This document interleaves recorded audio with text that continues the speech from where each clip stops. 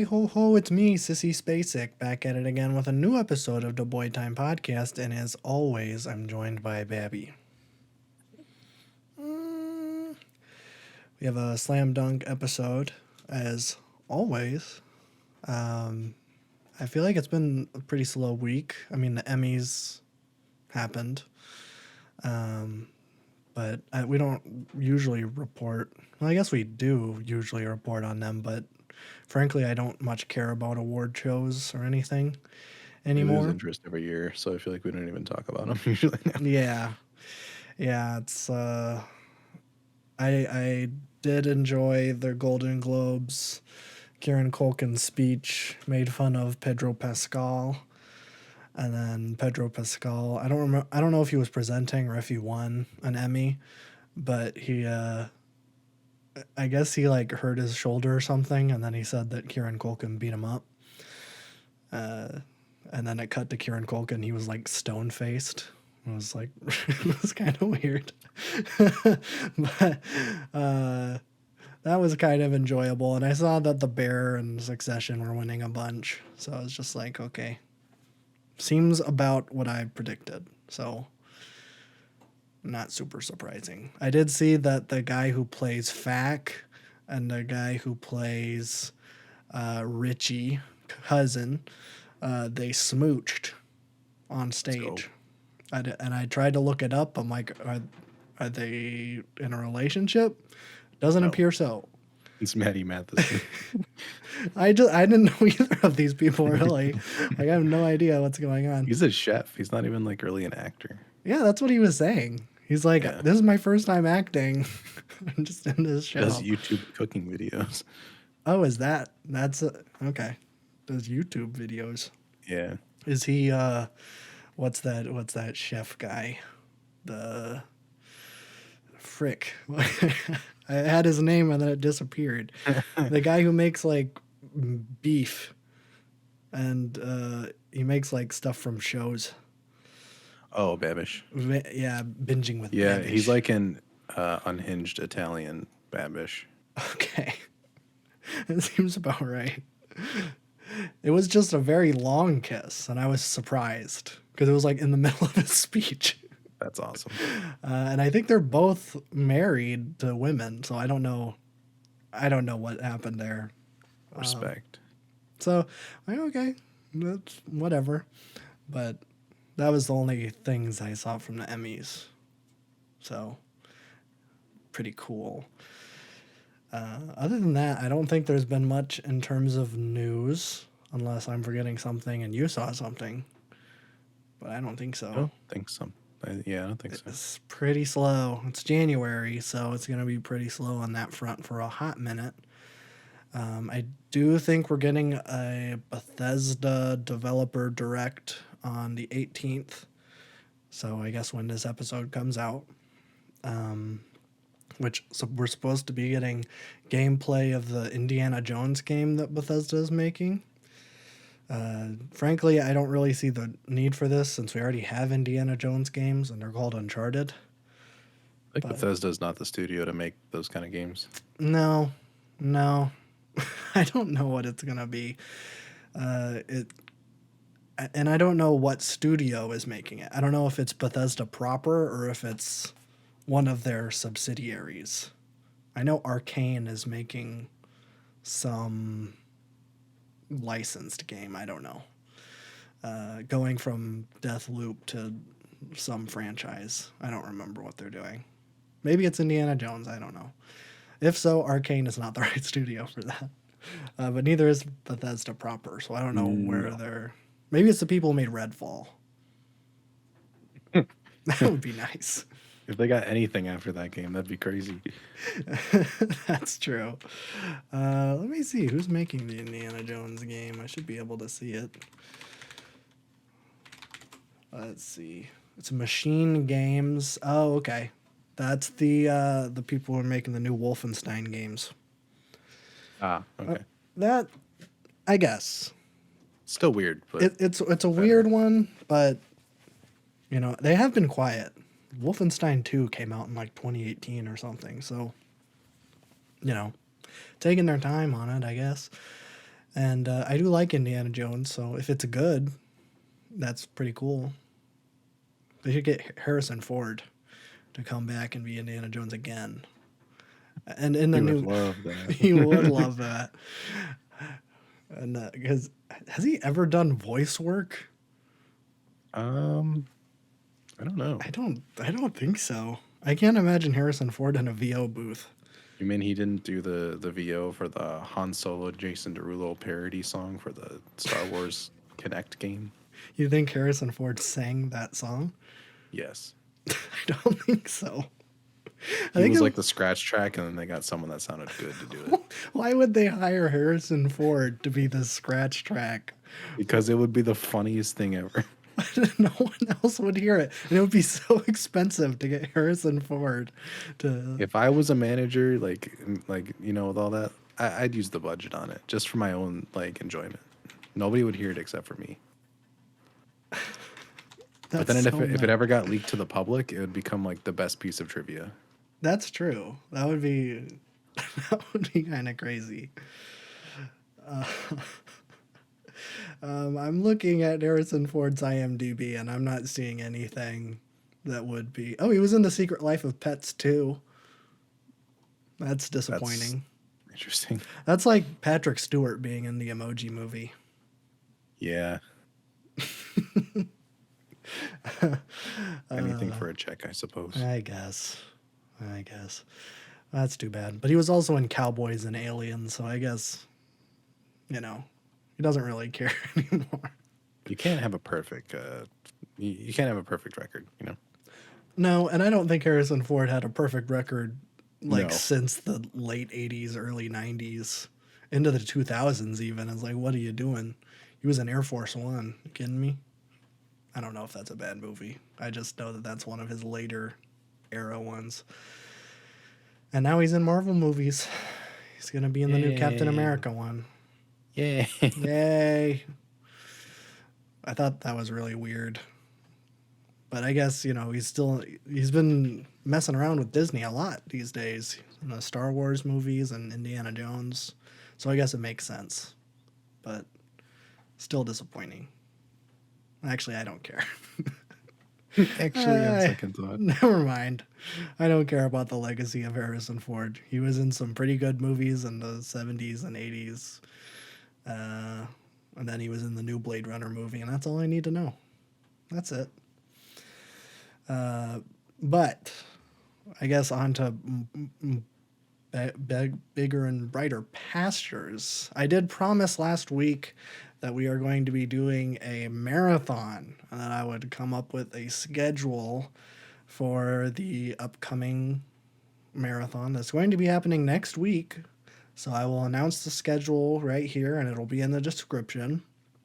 So if you want to follow along, you can. We've done one of these before last Halloween for a horror movie marathon. That one was kind of fun because we broke down kind of we did five distinct eras of horror movies. And so I decided, okay, how do we follow that up? Obviously, there's no holiday or season we're really doing. I was thinking we could do snowy movies or movies set in the wintertime, but it's either Christmas movies or scary movies. And I'm like, I don't want to do a horror one again. Just did that. So I decided, okay, let's do something even bigger, even grander than the Halloween horror marathon. We're doing the desert marathon. Mainly because I wanted to come up with the stupidest idea. And so we're doing 4 weeks of desert movies. Now, this, I don't know why I'm doing this, but we're going to get some diversity here in terms of what kinds of movies we're doing. Because week 1, that's going to be classic Yeehaw week. So we're going to be doing old Westerns. First one is High Noon. That's from 1952. It's on Amazon Prime or Paramount Plus. I decided to include where you can stream it in the list, so hopefully that helps. 40 Guns from 57. That's going to be on the Criterion channel and Tubi. All of these are probably also on YouTube because they're that old. So keep that in mind too. And then the last one is Magnificent Seven. It's from 1960, and that was on a bunch of stuff. So you probably have a means to watch that one. I don't know if John Wayne is in any of these. Hopefully not, because I hate John Wayne. I'm John Wayne. I'm John Wayne. Except when Fred Rogers, is that his last name? Fred Rogers? I think so. When Fred Rogers says it, I like it. It sounds just like an old time like actor from like the 40s. True. Wait, what's Fred and Ginger's last name? What's that Fred's name? That's Astaire, isn't it? Fred Astaire. No idea. And Ginger, I don't remember. Whatever. It's not Fred Rogers, I don't think. Week 2 is going to be a little different. We're doing Acid Yeehaw Week. Ooh. Oh, yeah. We're going to be doing a genre that I know pretty much nothing about. I'm going to do a little bit of a deep dive when we get to it. But there's a genre of films that are called acid westerns, and they were mostly in the late 60s, early 70s, right around that like counterculture hippie movement time. And there is one on here that's from the late 90s. I found one from the late 90s. But basically why they're called acid westerns is that basically everybody was doing acid, and so they're all really weird. And so we're going to be seeing what that means. I'll be doing some acid. Yeah, well, I won't. I don't have the means. Unless someone wants to hit us up in our comments and is willing to send some to my P.O. box. I feel like that's super illegal, and maybe I shouldn't even joke about that. But I mean lactic acid. I mean lactic acid. Citrus acid, maybe. Oh, I need to boost my vitamin Z numbers. Yes. I don't even have a P.O. box, so That's it's true. fine. But the first one we're doing is El Topo, which I have heard bad things about. Well, okay, I've only heard 2 people talk about this movie, and it was an offhanded comment in a Red Letter Media video. And one of them said he absolutely hated El Topo, and one of them said that they loved El Topo. But the one who said that they loved El Topo is like the biggest David Lynch fan. So I'm a little worried that I'm going to be getting into that a little bit, which is not totally my jam. But that is out there. That's what we're going to be doing. We're going to watch it anyways. The Shooting from 1966, that's on Max or Tubi. That was also on a bunch of stuff. And then the one from the 90s is called Dead Man, and that one's on Max. Dead man. That one's cool. That's a cool name. But after that, we're done with westerns. I just thought it would be fun to do some old-timies and then some acid westerns for contrast. And then week 3, we're doing the post-apocalypse genre of films. We're going to be doing Mad Max 1, which is Rent or Tubi. It was on Max, funnily enough, but then I don't know what happened. I guess it was taken off. And then we're watching Mad Max 2, The Road Warrior, or just The Road Warrior, as us Americans know it as. That's from 1981, and that is on Amazon Prime or as Rent. And the last one we're doing is A Boy and His Dog, which is from 1975. It's on a bunch of free streaming services. And the thing that's funny about this one is that it's set in 2024. So we did it. I like to think that they were just like writing the movie and like, just set it 50 years from now. That's good It's enough. futuristic enough. I mean, there's no way we're surviving this Cold War. Someone's going to push the button. It's probably that Californian Governor Reagan. That cheeky man. That cheeky little guy. I don't even know if he was governor in the 70s. I don't know enough about Ronald Reagan's political career. Just know that he croaked. But Best thing he ever did. yeah, I did. I saw that Jodie Foster was in the news recently. I forgot. She was like, "Yeah, I don't really like working with younger people on set because they always try to impress me." And then just a bunch of people were like, "Well, there's one surefire way to make sure that Jodie Foster uh, likes you, because John Hinckley famously tried to kill Ronald Reagan to impress That's true. Jodie Foster, who was He failed though, 14. which kind of sucks. Yeah, he didn't use a high enough caliber. Yeah. If you're gonna commit, you Unfortunately. gotta commit. That's what I'm saying. But I mean, if this was all just a grand scheme to impress someone who was 14 and Taxi Driver, which I think was what he was going off of, then maybe he didn't have all his marbles. Yeah. So I think that guy made YouTube videos like right after his release about guitar covers. oh, that's I cool. think he did like guitar covers. Oh, nice. I like that. The only other thing I know about John Hinckley is that the Hinckleys were very close with the Bush family. Mm. And George Also H. known for trying to murk people. Yeah, that's true. That's true.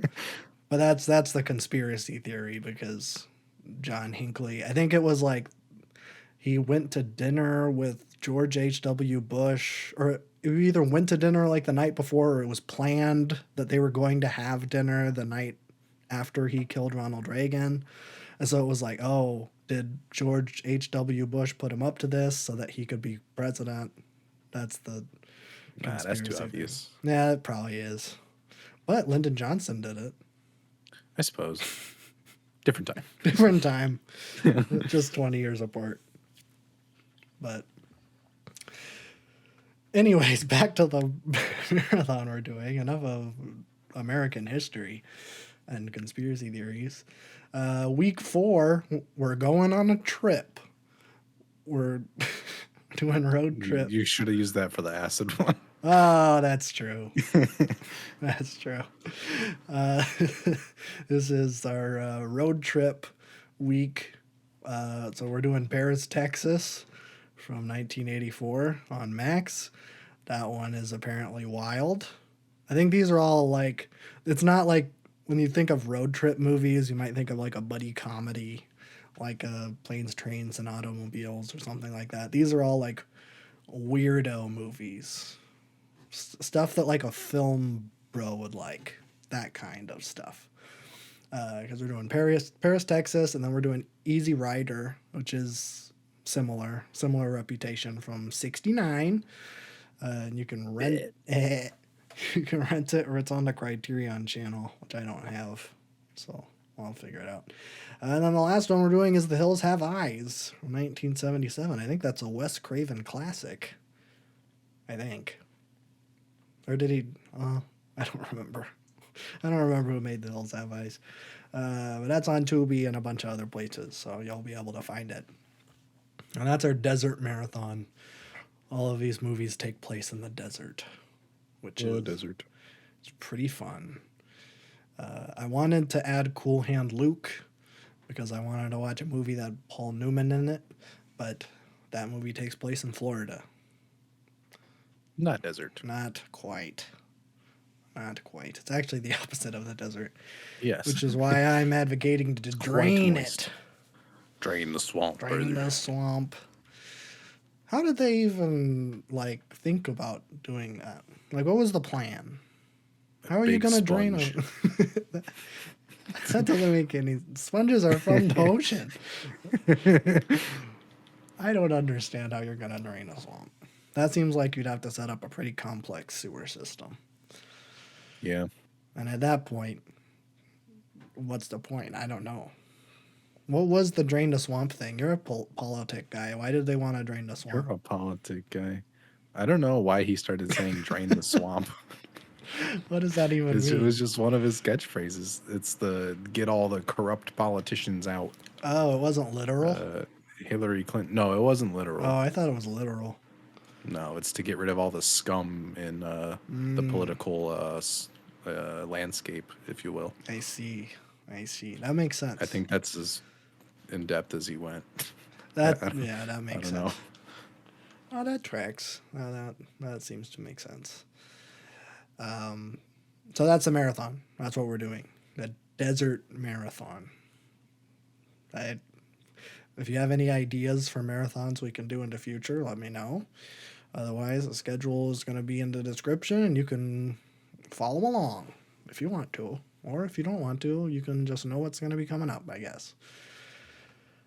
But without further ado, I guess we can talk about movies I watched this week. This is the Scary Powers Scare Me week, I guess. I don't Great know. name. I'm not really good at coming up with names for things, I guess. But I watched a bunch of, I guess technically they're scary movies, even though I wasn't particularly scared of any of them. I watched the hit film Carrie, The Dead Zone, Scanners, and Society, which is actually a big mistake because I forgot that I was saving that movie for when Joker 2 comes out, and I was going to review Society and Joker 2. But I forgot until halfway through the movie. I'm like, oh, I'm too far Just in don't now. talk about it, and then you won't remember it when you review it when it comes out. Well, I'm not going to say very much about it because it was told to me, it was recommended, it was in another Red Letter Media video.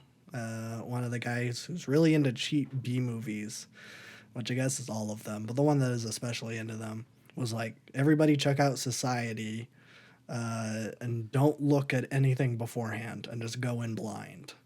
And so I'm going to honor that legacy and not really talk about it, but let me just say, it is wild. It is. I don't want to say it's the weirdest movie I've ever seen, but it is the only movie I've seen that, I guess, slight spoiler for Society, there is incest in it.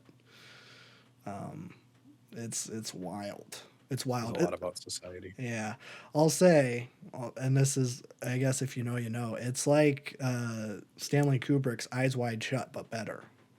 And I only gave this movie 3 stars. So maybe I shouldn't say that, but that's my genuine opinion. I did like Society, and I love Society. It's a great concept.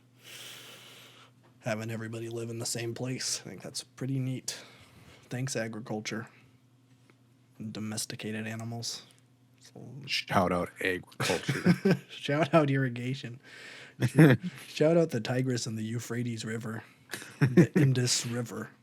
Real ones. Real ones, no. OGs even. Yeah. Real OGs. All the way back. But that's it about Society.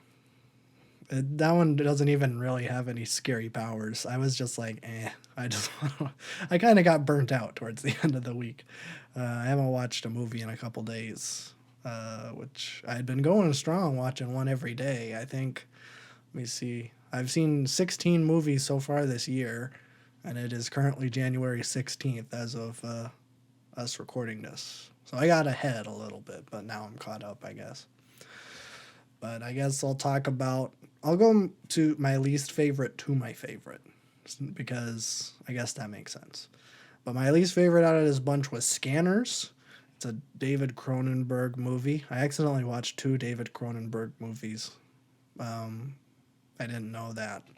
But Scanners is a very famous movie because it has the best head explosion in any movie ever. And now that I've seen it, I agree. Although I think the version in the movie is cut, because I've seen that head explosion by itself and it's much longer. But for some reason in the actual cut in the movie, it's only like 2 seconds. And they cut away. It's like, well, that's kind of disappointing. But yeah, it's a little sad. I mean, that's the legacy this movie has. And I mean, deserved, because it is quite amazing. It's a little sad as I was watching this movie and I was thinking of all the great head explosions I've seen, like Dawn of the Dead was a great one. And I'm like, man, they don't do that. Why don't they do that anymore? They need to have more head explosions in movies, and have it be like real. Don't have it be like a CGI head Blow explosion with fake somebody up. blood. Yeah, it's like back in the day. Well, maybe you can't do this anymore. But like when Frank Ziti or whatever I call him, when Frank Ziti was making the head explosion to Dawn of the Dead, he just took a plaster mold that they made for one of the actresses, put a fake beard and hair on her, just filled it with meat, and then just shot it with a shotgun. And you probably can't do that anymore. You might get Alec Baldwin, but Yeah.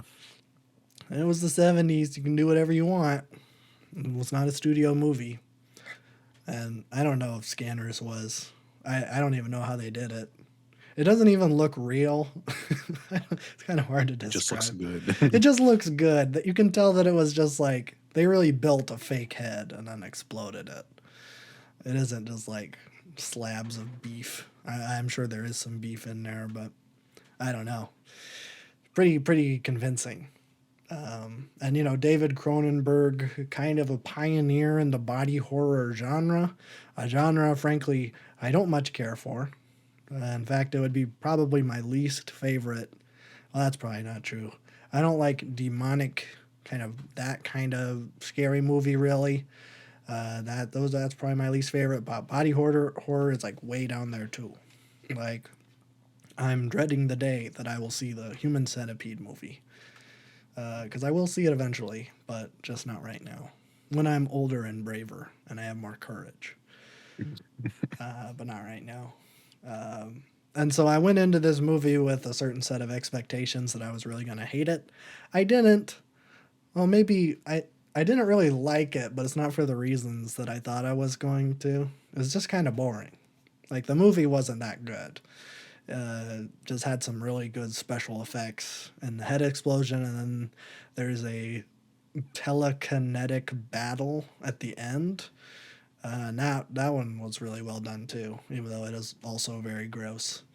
But I guess the premise of the movie is that there's this company that has been developing and recruiting people with telekinetic powers and also like telepathic powers, so they can like move things with their mind, but they can also communicate with each other using just their minds. And basically there's this bad guy who's going around and killing the company's executives, and it's like going against the company. And so the company's like, we need to eliminate the competition. This is the most neoliberal movie of all time. um, I just picture the whitest kids you know sketch where they're sniping each other, and the businessmen are sniping each other. It's kind of like that, except they're using telekinetic men and women that are called scanners. I don't know if it's ever explained why. There is a lot of just jargon and like just exposition scenes where they're talking about science. I'm like, I don't care about this. Explode more heads, because the head explosions in like the first 5 minutes. They really blow their wad early. And they're like, okay, now you have to sit through the science and figure out why this works. It's like, I don't care how this works. Just keep blowing people up. And maybe that's the meathead in me. That's just like, oh, ooh, more explosions. Yes, the Michael Bay fan in us all just kind of want to see a head explode. It's like the best thing in the whole world. It's a good head explosion. That's why Paul Verhoeven makes the best movies. It's like RoboCop and Total Recall. Those are the best action movies of all time. They go super over the top with the squibs. It's the best. Which I saw that Paul Verhoeven is coming back to American cinema. I'm pumped. I think the last movie he made was Starship Troopers, and then he's just been over in the Netherlands getting his art house cinema freak Y'all. on. Yeah. Which I haven't seen any of those movies. I've heard they're all very artsy, and it's just like, man, I just want you to come back and make a schlocky action movie again, because those are the best. I don't know if it's going to be a schlocky action movie, but he's coming back to Hollywood for one movie. I think it was just greenlit or whatever. So that's exciting when it comes out in 3 years, I guess. But anyways, back to Scanners. Now it's fine. I don't I don't really know what to say about it. I'll be honest. I was kind of like drifting in and out of paying attention to it, like through the middle of it, because it was so boring. So sorry to any Scanner heads out there, or I guess any David Cronenberg fans, but this was just not my cup of tea. So that's my official review of Scanners. Should have had more head explosions. I really sound like a guy who should be wearing like a Captain America t-shirt and defending and getting mad at Disney for having a black woman play the Little Mermaid or something. I should be more artsy in my approach because I am a true film Say connoisseur. big words. Yeah. No, I just want to see that explode sometimes. Next up is a different David Cronenberg movie. This one is called The Dead Zone and has zero body horror in it at all. It's more a character drama than anything else. It's kind of an interesting premise. Basically, Christopher Walken is in it, and he plays a professor, and he has a hot girlfriend that he is going to propose to. Who, the girlfriend, it was driving me crazy the whole time. Like, I know I've seen her in something. She was in Invasion of the Body Snatchers, which we talked about last week. I'm like, oh, that's fun. So that was a nice little connection. But then he gets Doctor Strange did, where he gets into a car accident and then he's in a coma for 5 years. But somehow, through his coma, and when he comes to, he suddenly has the power to see people's past, present, and futures by grabbing their hand. But it causes a great physical toll on his own body. So, and that's on top of him recovering from a big car accident. But, I guess he had 5 years to heal from that, so he should be okay. But he had to, like, learn how to walk again. Christopher Walken had to learn how to walk again. Now, that's funny. That's what people come here for. That's the serious art criticism. That's the catch. Yeah. And it starts off pretty small. It's just like one of the nurses comes in and then he grabs her hand and he's like, "Hey, your daughter is in a house fire right now. You need to leave right now and save your daughter." And it's because of that the nurse gets to save her daughter, who's burning alive in the house. And then he touches his doctor's hand, and his doctor is, I guess, a Holocaust survivor, or I don't know. Some He was in Poland during World War II, and his mom put him on a wagon to like flee because the Nazis were taking over at that moment. And so he touched his hand and he's like, "Hey, I know exactly where your mom is. She's alive." And that was the second thing. And then the doctor's like, "Wow, you are a special guy." But he does call his mom, and then he just doesn't say anything, and then hangs up. He's like, just wasn't meant to be. I'm like, what are you talking about? Why would... I don't know. It's kind of weird. But he was an old guy, so his mom was also probably really old. Would have confused her. Like, right as he was getting ready to die, then he would have came in and like, "Yo, remember me? I'm still alive." Well, maybe, What up? although maybe that would have been a nice thing. It would have been a nice way for her to die, I guess. I don't know. But that's his psychic powers. And so then after that, then the news is like, "Yo, this guy has psychic powers." And he's like, "I don't want to use it. I don't want to do it because it hurts me. It makes me feel like I'm dying whenever it happens." So like he goes like most of the movie like just living as a hermit. Basically, he like buys a house in the country, and because he's a professor, he's basically like a private tutor.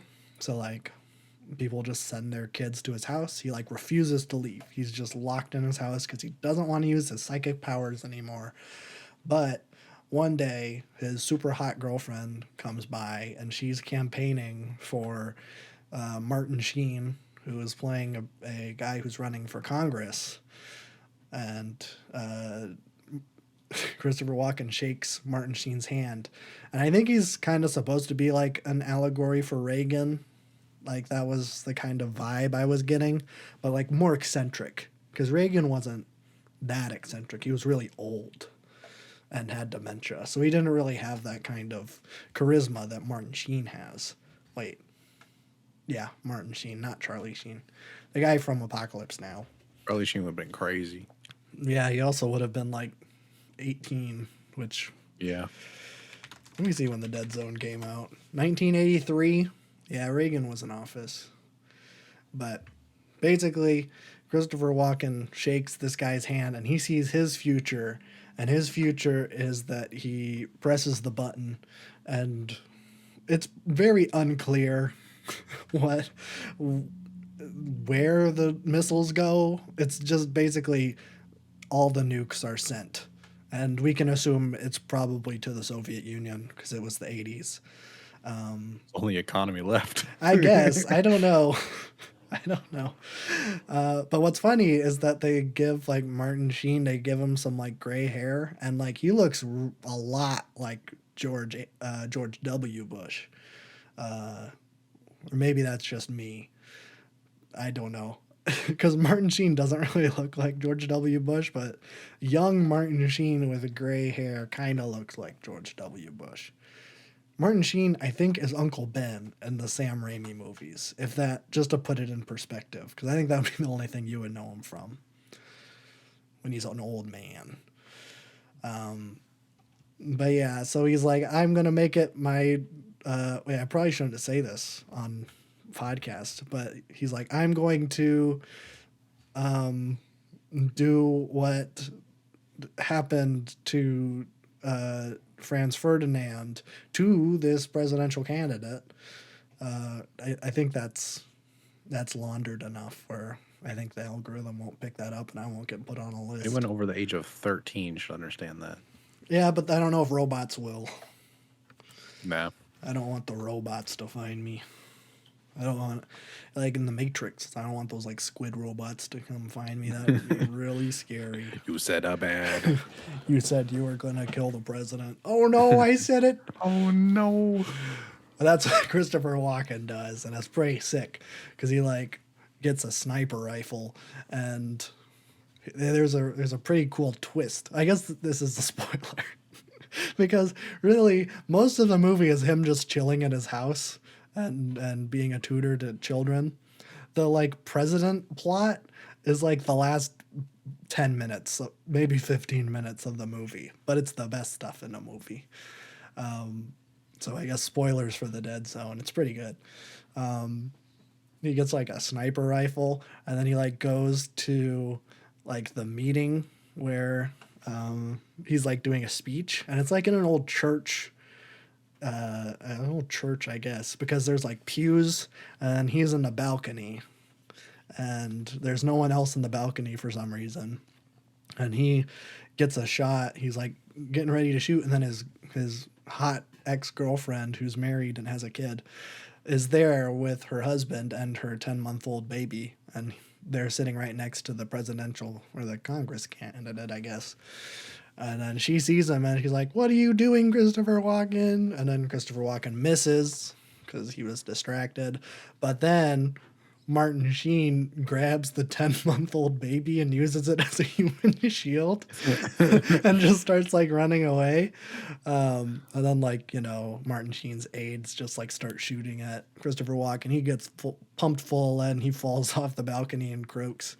But right before he dies, Martin Sheen like runs up to him, like grabs him by the collar. He's like, "Who are you?" And then Christopher Walken grabs his hand and he sees his future, and it's Martin Sheen in like a crappy apartment somewhere, and there's a magazine that like the cover of it is him holding the baby as a human shield, and then it ends with Martin Sheen killing himself with a revolver. And then Christopher Walken's like, "You're done," and then he dies, and it's like, that's the best movie of all time. That's the end. It just you're done, end, cut the credits. It's the best movie of all time. Plus it has Tom Skerritt in it, who I just saw in the hit film Steel Magnolias, which we talked about last week a little bit. But it's a very fun movie. I liked that one quite a bit. It's on a lot of stuff. I saw it on Paramount Plus, which is a streaming service. I got a free trial too, and then I said I want to cancel it, and then they gave me 3 more months for free. So They're doing the cable company strat. it really is. I'm like, okay, sure, I'll take it. I'll just keep sending reminders in my phone to cancel it. So yeah, that's how I'm watching the Star Trek too. Hmm. Pretty good show. Pretty okay. Don't know why I'm watching it, but I am, and it's fine, I guess. I like Captain Kirk. Seems like a nice guy. And the last movie we watched is I watched is Carrie, classic movie everybody knows. Carrie, the prom queen, gets blood dumped on her. I almost wish I didn't know that going in, but I mean it's pretty obvious that that's going to happen. Like probably like half an hour in, you're like, okay, that's what they're gonna do. But the story of Carrie is like really really sad. Like I don't know. Uh, I grew up in a midwestern kind of suburbia, and so I never really experienced bullying, and I never really saw it. I'm sure it happened, but either I wasn't plugged in enough, or I don't know. It was also kind of like a richer school, so they were probably too busy crashing their benzos or whatever. I don't know. Not me, but I'm just saying. So I never really experienced bullying, but man, Carrie is probably the most abused person in the history of the world. And it makes absolutely no sense why anyone would treat her this way. Let me explain. Because Carrie, she's very shy. She's kind of sheltered. Her mom is like a super Christian fundamentalist. And I'm not saying like, oh, she's like a conservative or like what. I'm talking like really, really far into not Alt even. area. Yeah, it's like pretty much. It's like taking the ideas of Christianity and like pushing it to the nth degree. It is like, yeah, not even Christianity at that point. But basically, the movie starts and Carrie gets her first period, which I think is weird because she's a senior in high school and that seems really late for that to be happening. But Yeah, it seems like a medical issue. yeah, that seems like that should be happening like way sooner. But whatever, I'm not gonna question it. Maybe the people who made this movie just didn't know enough about female anatomy, just assumed it happened. I feel like they have. Just, oh, it happens when they turn 18. That's when they become a woman. Although people were getting like pregnant when they were getting married and having kids when they were like 15 in the 70s. Yeah. So like, I don't know. I don't know what that decision is. Or maybe it's not her first. No, it has to be her first period. Because she gets her first period. It's in the showers after gym class.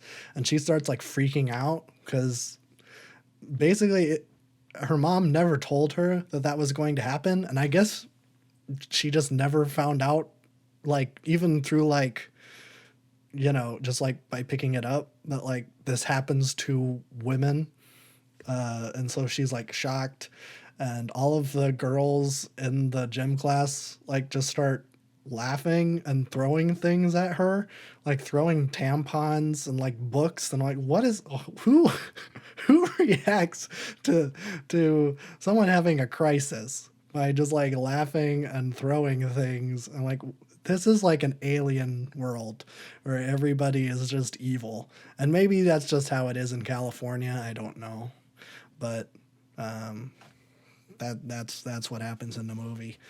And so she comes home and then her mom is like, you committed a sin, you evil witch. Don't you know that the first sin that Eve committed was intercourse, and ever since then she has been cursed with the curse of blood. And then she locks Carrie in a closet for like 4 hours and then It's like, what? Like, this is the. I can't believe that this is the protagonist of the movie and she is being treated this bad by everybody. She has like the worst life imaginable. And so basically, what happens for like the rest of the movie, it's all leading up to the prom. We all know where it's going. But after Carrie gets her period, she basically figures out that she has some sort of powers. I think it's some sort of telekinesis. Yeah, I think so. I should probably say that both this one and The Dead Zone are based off of Stephen King books, which I've been seeing a lot of Stephen King adaptations recently, and that was not planned. And I don't know if Stephen King has like a thing for, I don't know. Stephen King's a weird guy. And this was probably in its Coke era too, so he was just like freaking out. Which I saw something interesting. Sorry, this is a bit of a tangent. Because famously, Stephen King does not like Stanley Kubrick's The Shining. And I saw an interesting theory as to why that is. Because the book of The Shining is very different than the movie. And the book of The Shining is kind of like a cry for help and like a trying to think of the right word, but basically Stephen King was an alcoholic and he was trying to like detail how being an alcoholic can be damaging to the people around you, and that's kind of what The Shining is. Like Jack Torrance gets abusive and ultimately tries to kill his family. But basically Stephen King, because he was an alcoholic, has like a hopeful twist where he's like, actually, he's not actually that bad of a guy. But Kubrick was like, no, he's probably just gonna kill his family, and there's no redemption for Jack Torrance. He dies alone in a maze. And so that might be why Stephen King doesn't like that movie. It's an interesting theory. I don't know. But I guess back to Carrie. Yeah, so Carrie is developing her telekinetic powers, but she's like trying to hide it from her mom because if her mom found out that she had these powers, then she would be a witch, and then, bad thing. She'd be locked in the closet for probably 2 years. But meanwhile, the gym teacher that found Carrie after she had her period and everyone was laughing at her, she basically takes it upon herself to punish all of the people who did that to Carrie. I guess it was an all girls gym class. I don't know if they did that, maybe. And so like basically all of the girls have to do they have detention for an hour after school, and they have to do it with the gym teacher, so they have to like exercise, and all of the girls hate that. And so they decide we're gonna get revenge on that stupid Carrie because she did this to us. And I'm just like, who is this evil? Who is like, that chick who's like super abused and is really awkward and quiet and like doesn't talk to anybody. It's her fault that we made fun of her for freaking out because you got her first period. It's like so weird, and I don't know. I don't think any of this is especially realistic. Although maybe it was in the 70s. I don't know. I was not alive then. Like the whole bullying thing was very common in the 80s and 90s, and then they kind of fell off. Yeah. I mean, I only went to one school district. You Now went kids to a don't few. talk to each other. So. Yeah. Or they do the gritty or Fortnite dances. Yeah. Right? That's what kids Well, do. there's no like cliques or like any like that doesn't happen anymore. No. Yeah, that's true. That's true. There's no gangs in school anymore. Well, there are gangs in school, but not like, Not not like that. Yeah. this group of people, like The jocks and the skaters. It isn't like that walled off, in my experience in the Midwest. Maybe it's still like that in California or Texas. I doubt it. I don't know. So yeah, it was just like, whoa, this is the worst group of people on the planet. But basically, the super popular girl is dating John Travolta, which is funny. because who would do that? And also, it's funny because John Travolta's like really, really young. This is like maybe one of his first movie roles where he's like a major character. So it's like before Grease and before Saturday Night Fever. It was like he was really, really young, maybe like early 20s at that. And he plays an evil guy, which is funny because John Travolta's hardly ever an evil guy on the screen. I don't know why I'm going so hard against John Travolta. He just makes some questionable decisions. But yeah, the popular girl is like, "Hey, I want you to help me ruin Carrie's life," and he's like, "Whatever. I just want to get drunk and get my dick sucked," and that's basically his reasoning for helping his girlfriend. So they like break into like a slaughterhouse, and he kills a pig with a sledgehammer, and then they fill a bucket full of blood and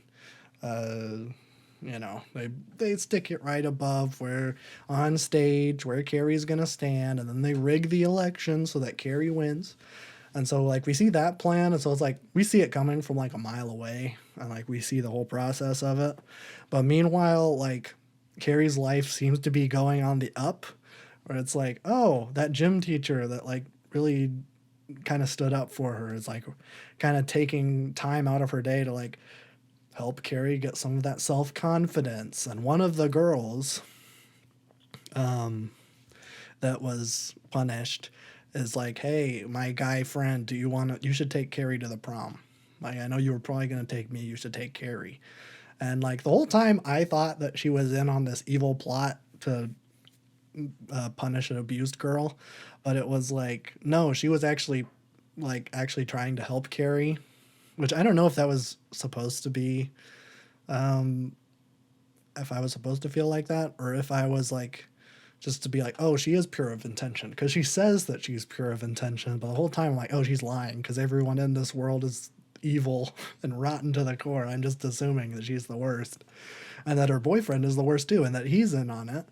But they're not. And like the cool thing is that like, he invites her to the prom, and then he gets a really nice tuxedo, and then she makes her own dress, and like she has to like kind of come out to her mom and be like, "Hey, I'm going to the prom." And her mom's like, "No, don't do that.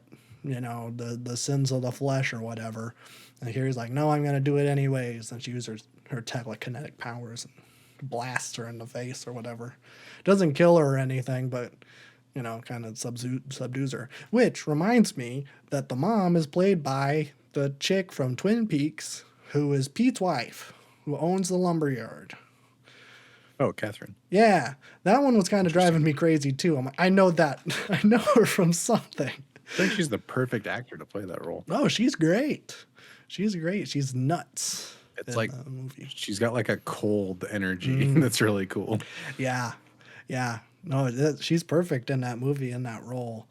But yeah, obviously much younger. I think that was like 20 years before Twin Peaks this movie came out. So it was kind of interesting. I know she's been in other things too. It isn't just this, but I don't know. That was kind of driving me crazy. But yeah, we get to see Carrie's date, and it's going great. Like she's at prom, like she gets her first kiss with this guy, and it seems genuine. Like this guy is like, he might have had some reservations about like, oh, I don't know, you really want me to take Carrie out? She's such an idiot, bozo-brained, harebrained idiot. I hate her so much. But then he's like, oh, actually, you talk to someone, and it's like maybe she isn't a demon hellspawn just because she doesn't talk to people. Maybe she's actually all right.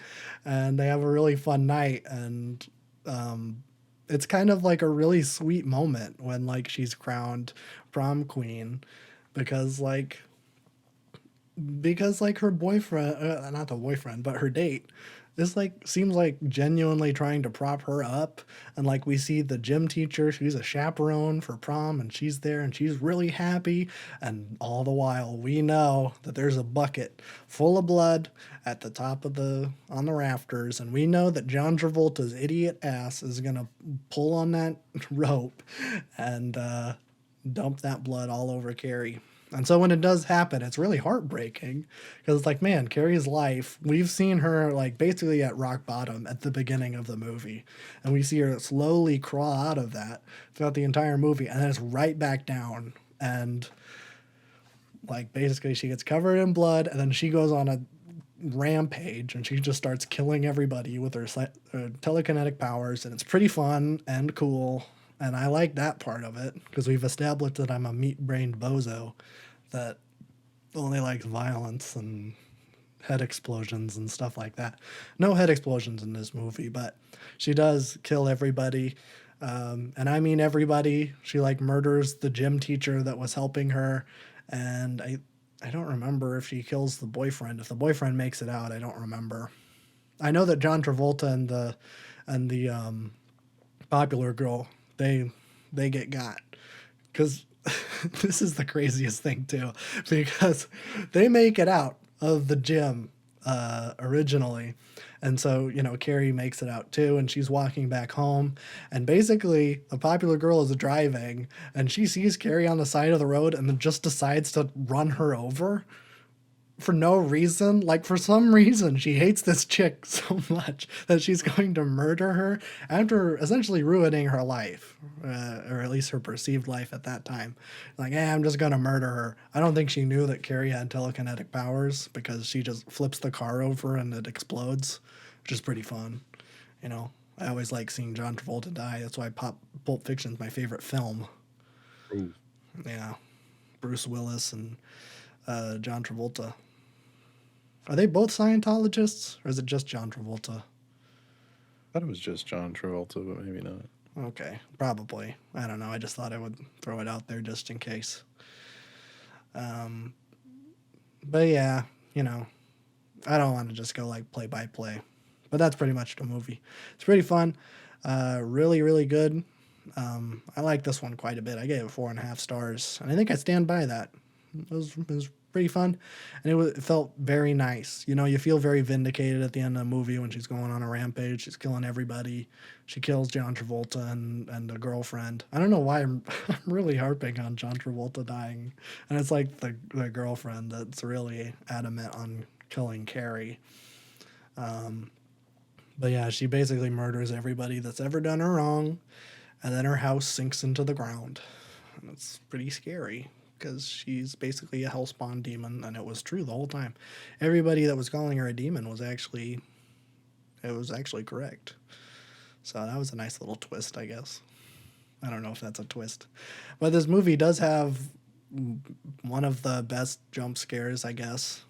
There's only one jump scare in the entire thing. It's at the very, very end, where there's a scene of the nice girlfriend that set Carrie up with her date, and she's going to put some flowers at the site where the house crumbled into the earth.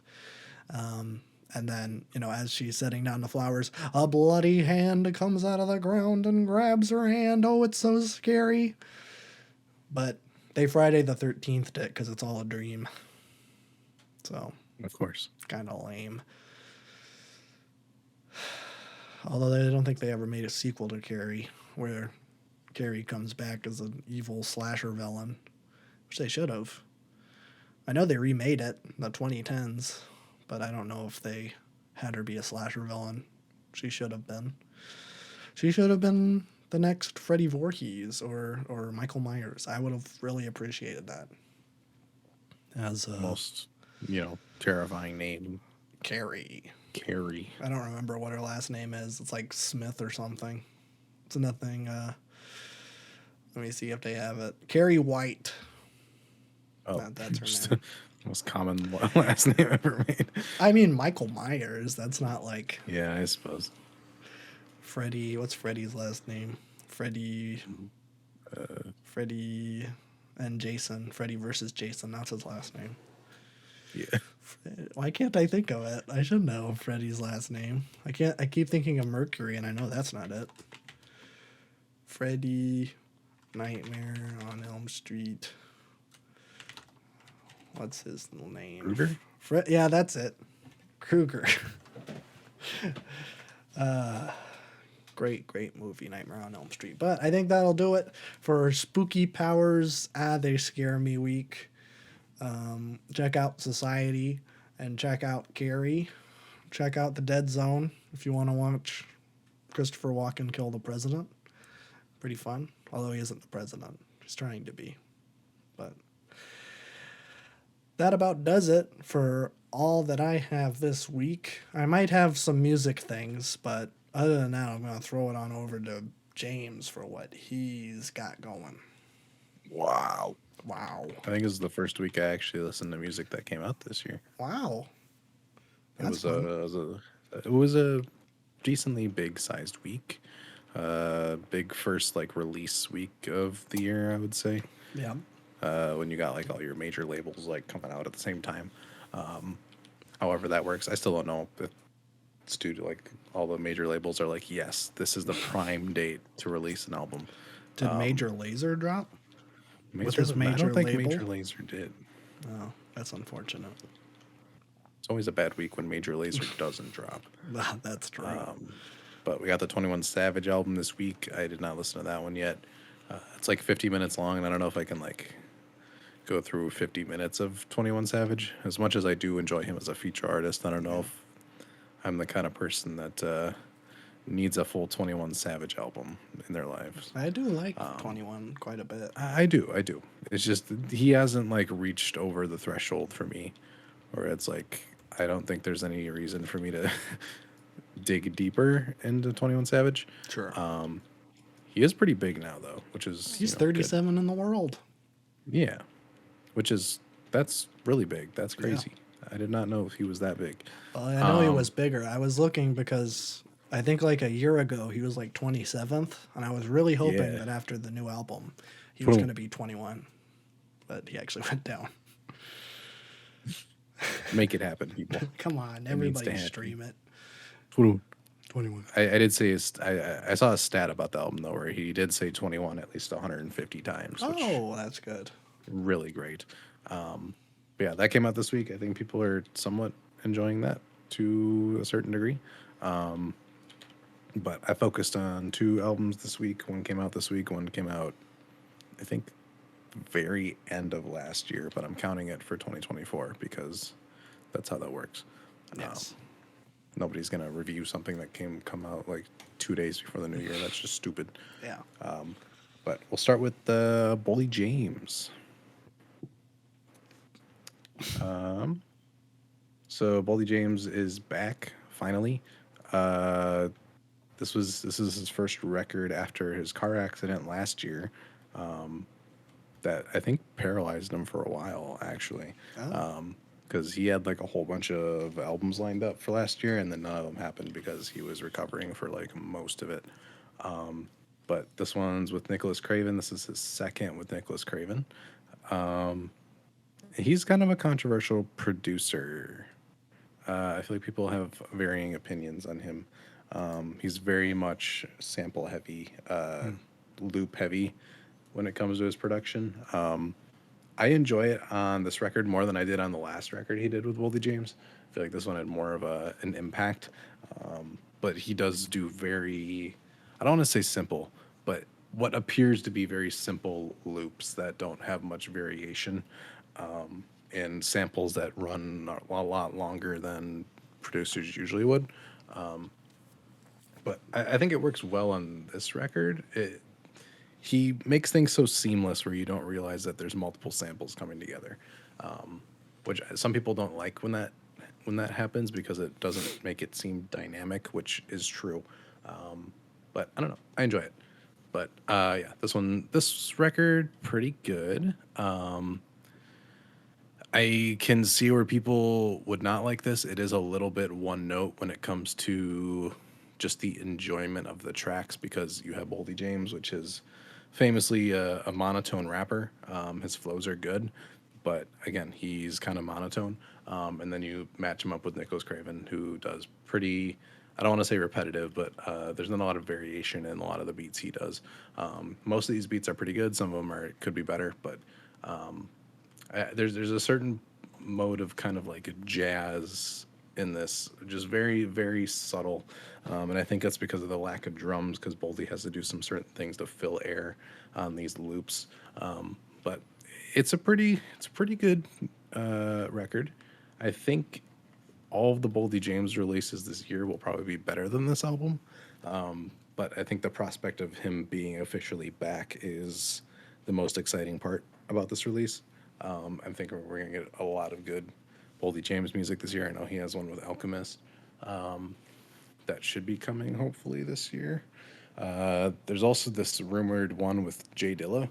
I don't know how Boldy James got access to this many Dilla beats and for the estate to be like, yes, this is the album we're making.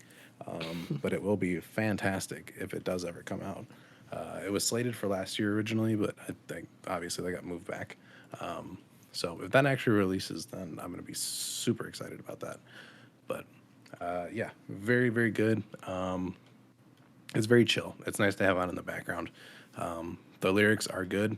It's just like I can see people calling this one kind of boring if they're not into this kind of style, because this does take the kind of drumless looping underground hip hop to the max. Oh yeah, Bruiser Wolf dropped an album this week as well. I have just not gotten to it. Wow. I'm excited to get to that one though. Bruiser Wolf is I don't want to call him a comedic rapper because that like puts connotations in people's heads. He's funny. But yeah, I don't know. It's enjoyable. It's punchline after punchline, but it's fun. So I'll probably get to that one before next week, I would say. And then the other one I listened to this week, this was by a group. I actually don't know much about this group. I don't even remember how I really found it. I feel like me and my girlfriend found like a random Instagram story of someone talking about it, and then we listened to it because it sounded good. And there are only six,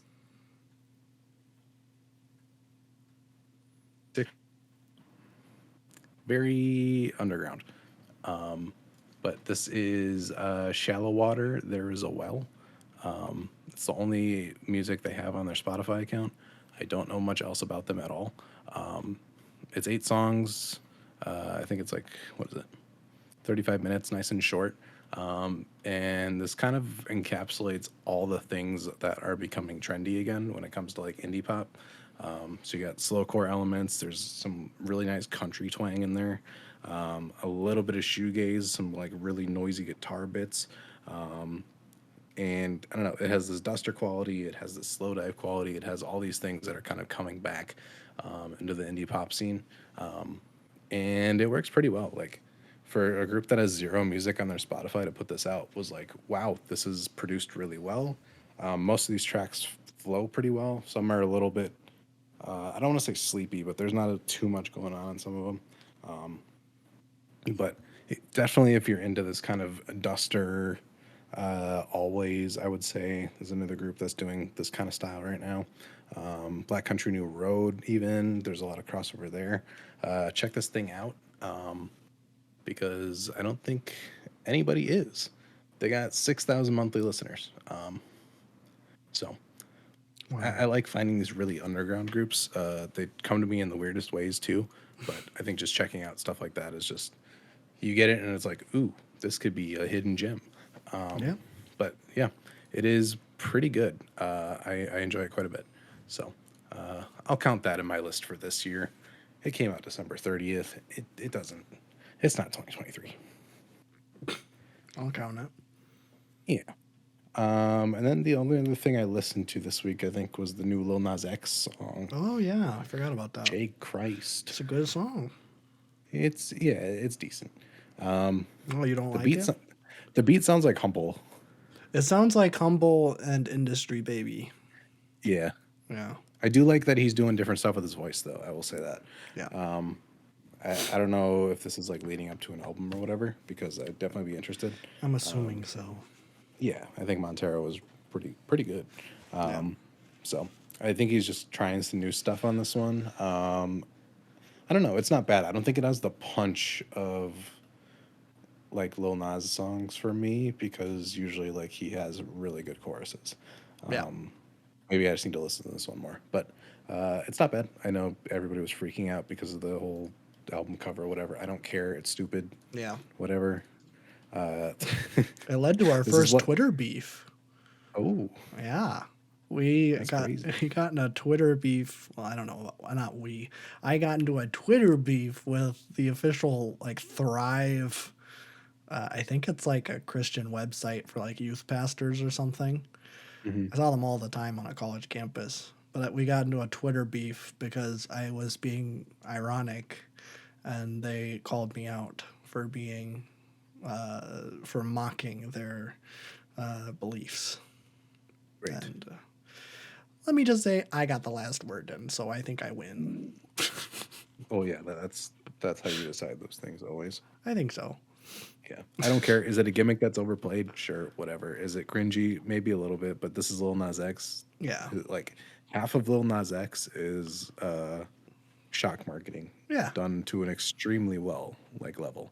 This doesn't hit as hard as his other ones, but No.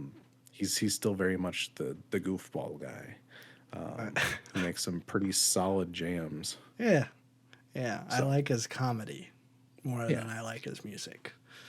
yeah, And I did like that he got all of the impressionists that to play famous yes, people on the red carpet. yeah. That was He's really really funny. great at this stuff. Yeah. He's great. But yeah, it's a decent track. I don't know if I'll go back to it much. I feel like those kind of like trendier pop ones really have to like stick with me for me to like keep playing them. Yeah. But yeah, I think that's all the new stuff I listened to this week. I think those were kind of the big releases as well. I think Kelly Uchis released a record too. I have not listened to that. And Kid Cudi released Insano, which is still the worst album name I've heard in a while. Insano. Insano. That's an hour and 4 minutes. Not gonna listen to that most likely.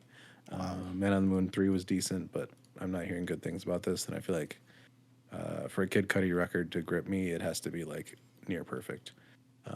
Even the Man on the Moon stuff, like the original ones, sound super outdated to me. You can kill me for that opinion. It's okay. That's fine. Yeah, but yeah, that's what came out. I think not next week. We got 2 weeks until the Smile. Or I guess it is next Friday already. Smile next Friday. We got Chelsea Wolf coming up soon. MGMT at the end of February. So we're starting to get to the big hitters, but I think this week was the first week where there was actually some substance coming out. I'm sure there's been a couple of albums that have come out that have been good, but they're probably like ones that are just not on my radar, and ones that I will like forget about until this December when I'm trying to put together a list again. Yeah. But good stuff this week so far, though. Yeah. I forgot I about the think Lil that's Nas it. X thing. Yeah. It was good. I like the League of Legends song better, I think. Oh yeah, that was the one he did before this, I think. Yeah. Yeah. I did see that he posted an apology, and that does ruin it. Shouldn't Real. apologize. Yeah. Yeah. If you make Kai Sanat sad, I don't think it's whatever. Who No, cares? yeah, yeah. Who cares? It literally does not matter. Plus, then I feel like it comes to making fun of Christianity. It's like not even like blasphemous. Everybody kind of does it. Well, and like if anyone should make fun of Christians, it should be a gay guy. Yeah, exactly. It's like, the people that were really upset that he put blood in shoes or whatever. It's like, who cares? And the whole devil thing. And Yeah, whatever music video that was. That was the Call Me By Your Name video. Yes. But yeah, I saw that he posted an apology, and I'm like, that's lame. Don't do that. Who cares? It's not a serious issue. No, it is not. But I wanted to talk that I have been getting into the group Slow Pulp. Ah, yes. They're very, very good. I've added their album Movies to my list. Not spelled like you expect it to be spelled. And then maybe if that goes well, we might get to their new record that just came out last year, Yard, which appears to be drawn in MS Paint. It looks fantastic. Yeah, it's a great album cover. I like it a lot. But yeah, really, really great stuff. It's like snail mail adjacent, I would say. Indie rock. Yes, sir. Great stuff. I'm really into it so far. I mean, I just listened to them yesterday and today, but I'm liking what I got so far. So I wanted to give a shout out to Slow Pulp. Nice. And that reminds me, I might have a idea for a new segment for the main channel. Oh my. But you're not going to hear nothing about it on the podcast. Well, maybe. Might bring it up That's in your passing. only hint, I guess. Maybe. Oh, yeah. If it We're goes just not over, going to but announce it here. No. I wouldn't make any sense. Yeah. There's no crossover. Are you kidding? Oh, there's no crossover. People who like this podcast are here for our hot takes. Which we apparently have a lot of on both channels. That's true. That's true. I did. Well, I know there's no crossover because last week you said it's going to be nice to Jerry Year. And then I saw we got another comment 2 days ago that said that I didn't know what I was talking about. And, to be honest, it was on the. To be honest. It was on the My Bloody Valentine, whatever that album's called. What's it called? Freaking Loveless. It was on that one, and I'm like, yeah, whatever. For some reason, people still go to that one and the Wilco one. They are always angry. Always angry. That's okay. I feel like I at least counteract the My Bloody Valentine one more than I do the Wilco one. So. Why? Because you're very, very positive on My Bloody Valentine? Yeah. And Wilco I was, but I wasn't like... I don't know. You weren't super... you liked it, but I don't think you... I liked it. You didn't love it. No. I should return to it, though, because I've been listening, actually, to the Flaming Lips record we did like a while ago. Yeah. What's that called? What is it? Race for the Prize? Is that the record name? I don't know. Soft Bulletin. Race for the Prize is the song on it. Yeah. I've been going back to the Soft Bulletin, and ooh, mama, is that record good? I think, I don't know. That's one of those where the first reaction does not do the album justice, like, at all. No. Because I've been going back to that, and it's been really, really, really nice. So I still have Yoshimi Battles the Pink Robots on the wheel, so I might kind of go towards that one whenever we get another meh or whatever. Yeah. Because I don't think I gave Flaming Lips a fair shake. To be fair, it's very weird.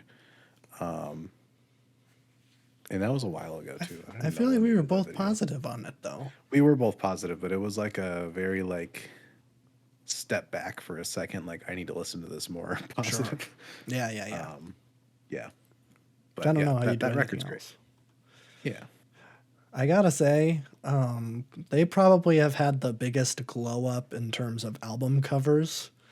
Because Absolutely. that Soft Bulletin album cover sucks. But then, Well, it'd be fantastic if you just removed the lens flare. The lens, yeah, it's just I don't like it at all. I mean, I like the yellow and the silhouette. That's fine. I like that. If you get rid of the text and the blue bar and all that, it's fantastic. That just completely ruins it. It's like they were going for like a 50s album cover, but then they threw in the 90s thing at the bottom. It was turn of the century, Yeah. But then they follow that up with the Yoshimi Battles Pink Robots, which is awesome. Which is like the best cover. And then after that, they have which one? It's like the War with the Mystics. That album cover is awesome. Yeah, that's great. It's like they have no right to go from the Soft Bulletin to that. I don't know. Yeah, they're definitely a grab bag. This is one of these Spotify pages where like it turns me off of the artist because nothing makes sense. Yeah, that's like, true. Just give me the albums. I don't need the live remastered, ultimate editions. Just give me the albums. That's more of a Spotify issue than a band issue, but it does influence my decision making in a negative way mostly. Yeah, it's okay. Yeah, but videos should be coming back to the main channel soon. We're still deciding on that, I guess. We'll see. We'll see. We're just waiting for a good time to come back since we're still kind of busy. Yeah, we're still on hiatus, but it's Yeah, just like, do we come back next week? 'Cause then the week after, we're not going to be able to record. exactly. But we have done 2 week breaks before. True. I don't know. We'll have to think about it. Yeah. But But yeah, for that, I gotta finish Disco Elysium. I just this week. finished it. I think I got So- the good ending. Okay. I don't know. I've not done any research on like the different endings you can get, and I don't know if this is going to be one that I play over and over and over again. Like Yeah. there are some people that have done like 8 playthroughs just to see everything that happens. And I think the game kind of encourages it because I only have 4 out of like 50 achievements. Yeah, I was gonna say I barely get achievements playing that game. Yeah, it's kind of shocking. Because it's just like you get an achievement for like all of the different things you can do, like very specific. And like you have to do very specific conversations to get Yeah, there. it seems like it's like very playthrough heavy to get like 100%. Yeah. Which respect. I feel like that game is definitely one where you can go lots of different routes. Yeah. But And I feel cool. like it feels like everything's gonna change. Like Yeah. there's things that I could have done differently. But I think, like I said, I think I got a good ending. But I was like, I think and maybe this is something we talk about when we talk about it more, but I think that when it comes to games like these, I'm not into the super wacky stuff. I was like, I want to be taken seriously as a detective, which is very difficult to do It's very hard in because everybody knows that you were basically a drunk for a week around here. And it's just like, oh, whoops. Yeah. So you can't really do So- that. But Yeah, I'll finish that hopefully, and then we can do a full whatever we're gonna call it on that at Yes. some point soon. yes, I'm excited. I think it was weird because I was playing it like once a week, and I'm like, yeah, I know I need to do this so we can do a video. And then one day it just clicked, and I like spent my whole day doing it. Like, wow, okay, I should not have done that, but it's okay. So No, yeah, that game gripped me immediately, so I was playing it heavily, and then it kind of fell off because I got busy, and then I'm trying to like get back, yeah, you can. I finish don't. this thing. Where, I'm close. I'm at 20.9 hours. I'm close. I can tell, but well, where are you? I won't say how close you are. I just want to know. where am I? I don't even know how to explain where I'm at. What just happened?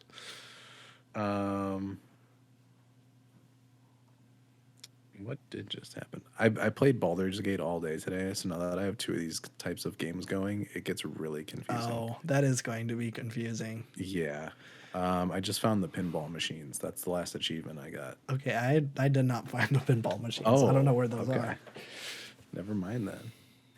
Well, that's I'm in an fine. area you know nothing about. I guess not. Or maybe I've been there and I just haven't. Oh, you would have definitely seen it. Okay, well, Yeah. you know. I feel like I definitely did not explore enough in the Union spot. I feel like explore everything in this game because the world building is so good. the world building is really good. I'm the stupid encyclopedia player where I learn the history of every single like artifact and statue in the city. Oh, okay. Like I read all of that stuff. This is going to be interesting when we talk about it because I'm the exact opposite. I was riveted by the case.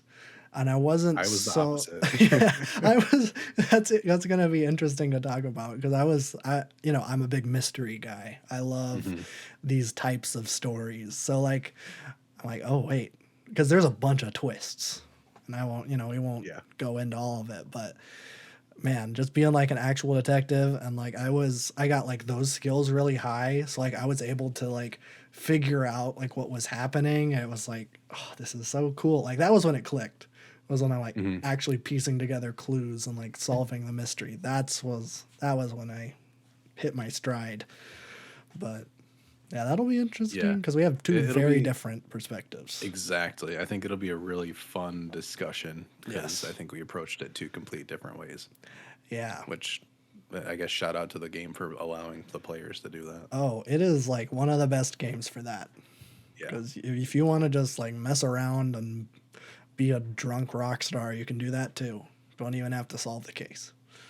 No, yeah, I knew I was gonna love the game when like I first started it, and it was like a case about like a murder. Yeah. And then immediately I went to a bookstore and like had a whole like curtain side quest I with like did a that haunted too. store.